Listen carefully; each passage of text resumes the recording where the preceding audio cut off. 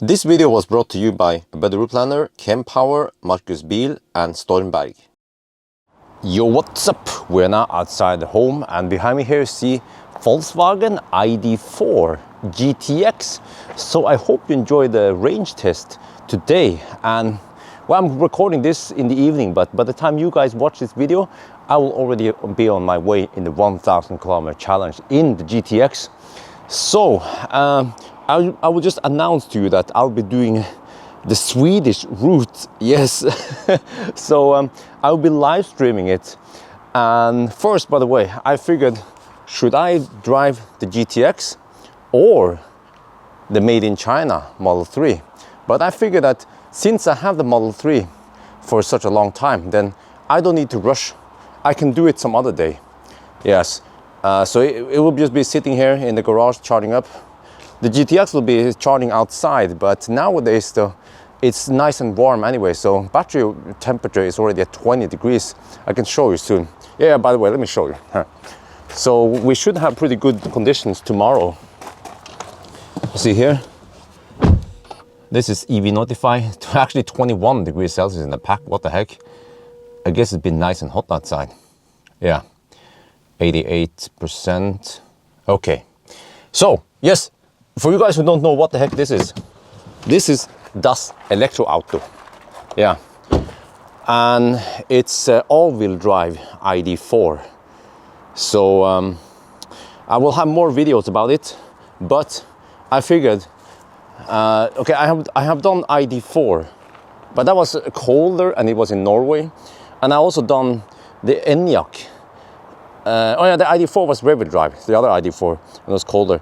Ioniq, it was warmer, but it was Ioniq. So I think the ID4 and the GTX is so popular that for some reason people want to see it. And they want to see 1,000 kilometer challenge. And as extra bonus, they want to see it driving through Sweden. Because, you know, actually, when I think about this, the Norway route, it's sometimes maybe a little bit optimized for charging, but then it's not optimized for speed. I mean, yeah, you can drive faster through Sweden, but that's why I'm actually getting pretty fed up with the Swedish route. And I think I'm fed up with the Norway route because like half the 1,000 kilometer challenge in Norway goes through Espa, that route. The same route I also happen to do range tests. So that's why finally I want to go back to Sweden. And I'm going to tell you guys what happened today. So I took the Made in China Model 3 with Wi-Fi today, and we went to Sweden to go Harry shopping. Yeah, that's what they call it. We went to Norrby because actually today at 3 in the afternoon, they changed some of the rules for border control, border passing. Plus that the 31st of May, Sweden changed the rules also, so that if you have been vaccinated and you have had COVID for the past 6 months, then you don't have to quarantine once you enter there. Yeah, and in Norway, the same there is that if you have taken both shots or you had COVID the past 6 months, then you are protected, and I have protection. Always wear protection. Yes.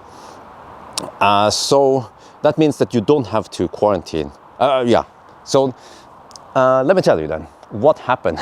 I was thinking about making a video, but I was too lazy. I want to have some quality time with Wi-Fi.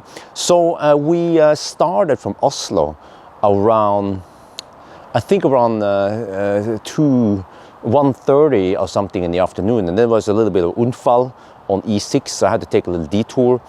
But I think, yeah, we came. No, I think we were in, yeah, we arrived, I think it was something like that. We arrived in Norrby around 2 or 3 in the afternoon. No, I think it was, yeah, around there, 3 in the afternoon. We spent about 2 hours at Norrby shopping center. For you guys who don't know, Norrby shopping center, Strømstad, it's a little bit, it's about 1.5 hours south of Oslo. That's where most Norwegians go for shopping in Sweden. And when we passed the border from Norway to Sweden, there were no border control, nothing. We just, whoop, we're in. So people with COVID from Norway could just pour into Sweden with no control over there.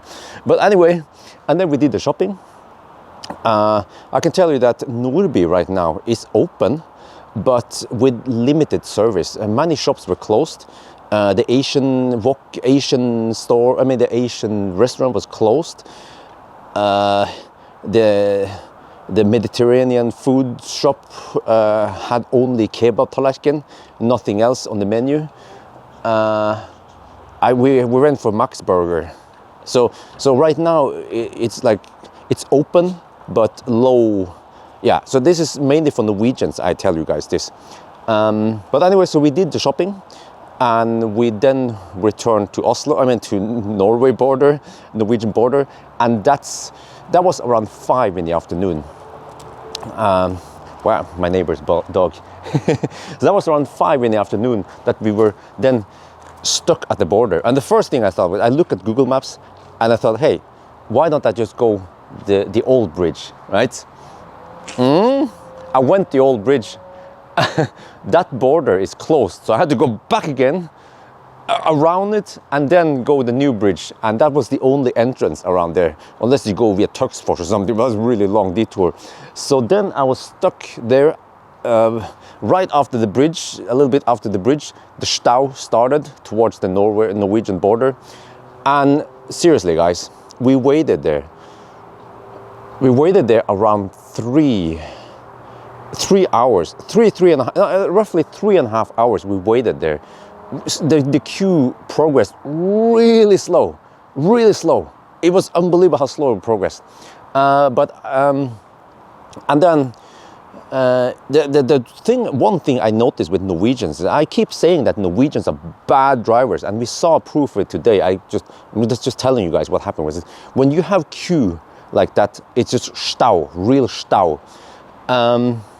Many Norwegians, they were really sloppy on moving forward. Once the cars in front moved, some of them, they left like 5-6 car lengths and waited several minutes, up to 10 minutes before they moved, because they were thinking, I don't need to move, right? We are all stuck here anyway.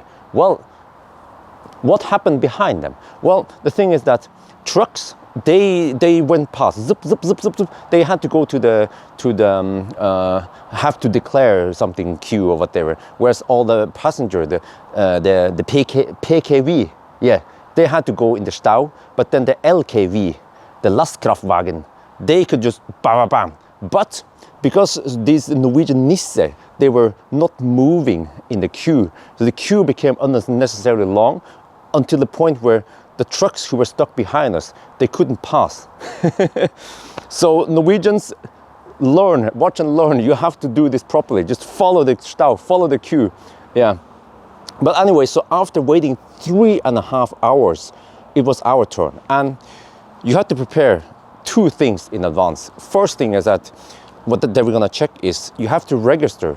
By the way, as far as I know, foreigners are still not allowed, or I don't know about foreigners, but I know the procedure for Norwegians to come back into Norway, but I don't know how it is for foreigners. So don't count on foreigners coming into Norway.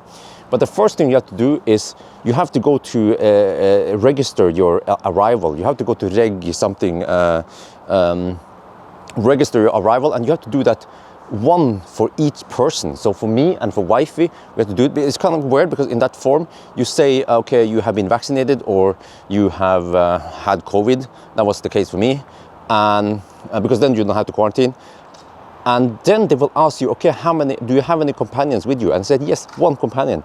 And they didn't ask who it was, so I was like, okay, but just to be sure, we also did that for wifey. So the thing is that we did it while waiting, because the queue, the Stau, would be something like this, that we get stuck there, stand still for, let's say 10 minutes or 5 minutes, and then suddenly the queue moves a little bit forward, and then it stops again. So everyone was like on their phone, just slacking and doing whatever. So then what I did was to prepare. I actually did prepare already the day before, because the first thing you have to do, yes, you have to register there your arrival, and they will ask you a little bit things, and then you get an SMS confirmation and you get an email confirmation and there is a QR code in the email that you have to show to the border control. The second thing you have to do this in beforehand, is that you have to log into Helse Norge and then get the COVID passport. It will show either red or green, and I mean, if you want to go to Sweden and back again, you should be green, meaning that you have to have some kind of protection. Either you had COVID or you had your second shot, and that one will also show you a QR code. But remember that you have to go to that extended whatever it's called, some kind of extended information, because I took a screenshot of the regular QR code, but I had to log in again and do the extended one. But at least I prepared that one for wifey and I. The only thing where we had to quickly log into that thing, you know, and just show it. And the border control asked me also, hey, did you prepare this one? Did you prepare that one? I said yes, and she said, good thing. You know, if everyone was like you, the queue would move much faster. I said, well, dankeschön. Yeah, and then after we passed that border control, that's usually the booth that you guys see, you know, that the little booth there with the Polizei are. And then after you pass that one, some people I saw, some cars were waved in to the side. Those were the guys who didn't prepare, because I noticed there was it was a white Model X in front of us that were like tossed into the side. And they probably had to stay there and fill in the information, the entry form, and maybe show the whatever, you know, and then they had to pass. So by the end of the trip, I mean, when we got loose, we saw that the white Model X that was in front of us was suddenly way behind us. So do your preparation before you enter, and you will speed things up. The next step, then, last step after we passed the border control, was that everyone has to take COVID test, and we had to queue up again, take the COVID test. And it was also misleading information, because we had those temporary barracks, and they said do not leave the car, but then the staff said come out, yes. And then you go out, and they just quick registration, who you are. You should also bring your ID, by the way. I brought the passport. You had to show the ID. Maybe a driver's license would be enough, or a bank card, but I just passport, just to be sure. And then they do the COVID test right there, and it's a quick test, and you have that probe that you just say, I hate that test, because they put that thing in deep into your nose, like, and then they take the same one and they deep throat you, and I mean, my gag reflex is just, you know, every time. Fortunately, that short test is oh shit. Okay, it's raining. Fortunately, that short test, they only put it in the nose, but they didn't deep throat me. So I was like, oh man. So that was fortunate for me. Let me see, get in here. Oh yeah, oh yeah, oh yeah.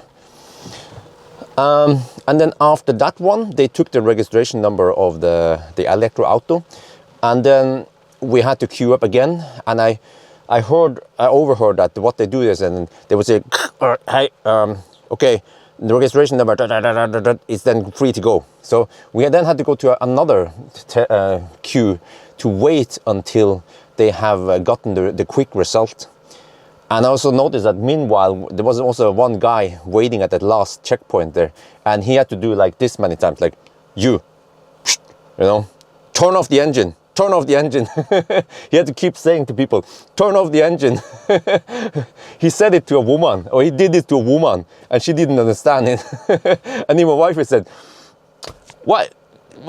She didn't understand. And then he probably saw me and like, oh, it's a Tesla, that's fine, yeah. And then we are free to go.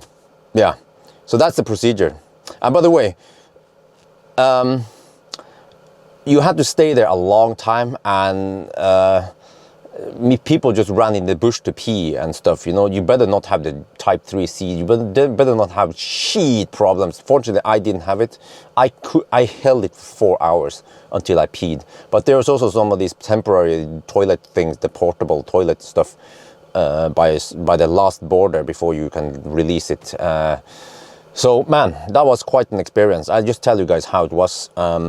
So first I thought, I'm not going to go back to Sweden because this is too cumbersome, but it's good entertainment. And I'm pretty fed up with the Norway route. So I'm going to go there. Well, I mean, by the time you watch this, I'm already in Sweden. So I consider this necessary. It's work anyway. So, so I'm gonna do the Swedish route, yeah, and then we will have to subtract the time we lose at the border. So that's fine. And it would be nice weather, by the way, tomorrow, but a little bit windy, but that's fine, I guess. So that's the name of the game. It's real world, realistic test. So we're gonna drive from Oslo. Let me show you, by the way, since some of you guys might not know what it is, the 1,000 kilometer challenge. Oh, the holy sh! Wait, is oh, okay. You want to see laggy infotainment? Oh, it's not laggy now. Yeah, it's not laggy now. Of course, when I want to show you, it's not laggy. But no, my bad. No, I want to have north up. What? What happened to the north up thing? There. Okay. All right. Let me adjust there. So, normally, what you guys have seen in the past was the Norway route, and I had to make a temporary route because of COVID. So normally I drive to the south here, go drive, and then I go up here, and then I have to drive back and forth here to make 1,000 kilometer. But the real 1,000 kilometer challenge that I made up was actually to drive from Oslo down here, all the way here. And in the old days, I stopped at Løddekjøpinge, which is right around where Varberg, Falkenberg, Halmstad. Løddekjøpinge is, oh, it's around here. So, yeah, here-ish, I think. Yeah, something like that. But lately, I have then changed it so that we only go to Helsingborg. Yeah. And then we will do the 1999 right before Oslo.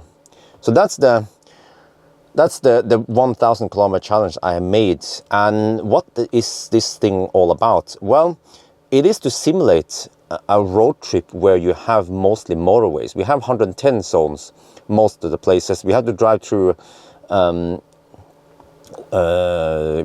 Gothenburg, which is a little bit slower. But other than that, we also after Varberg, we have 120 zone here. So this is very realistic for many Europeans and maybe also many Americans. That's probably why so many people like it. And so we don't drive those slow poke roads that we have in Norway. But the first 1,000 kilometer challenge I actually did was from Germany here somewhere. From Germany and to the north here towards Oslo. And then it would be 1,000 kilometers. I remember I did it the very first time with, I think it was with a Tesla. Yeah. And the whole thing, why did I call it the 1,000 kilometer challenge? Well, the idea was that I would convince many fossil lovers who claim that EVs are too slow for long trips by showing them that the challenge is to make the trip to drive 1,000 kilometers within 10 hours. That's why I call it a challenge. It's not I mean, you can call it a test, but yeah, so that's what it came from. But the thing is that if I want to redo the test, I can't just start from Germany every time. So that's why I figured out that I go from Oslo, and then you still include lots of high-ish speeds here, 110, 120 kilometers per hour zone, and it's relevant for many people. So that is the 1,000 kilometer challenge. Yeah, and we haven't been able to do this for the longest time because of COVID. So I think it's been 2 years since I went there with some EVs, or at least almost 2 years since it was last time. So then, man, so yeah, so that's it. A long explanation about things. Yeah, join me in the live stream. Just look in the description below. There'll be a link to the live stream channel.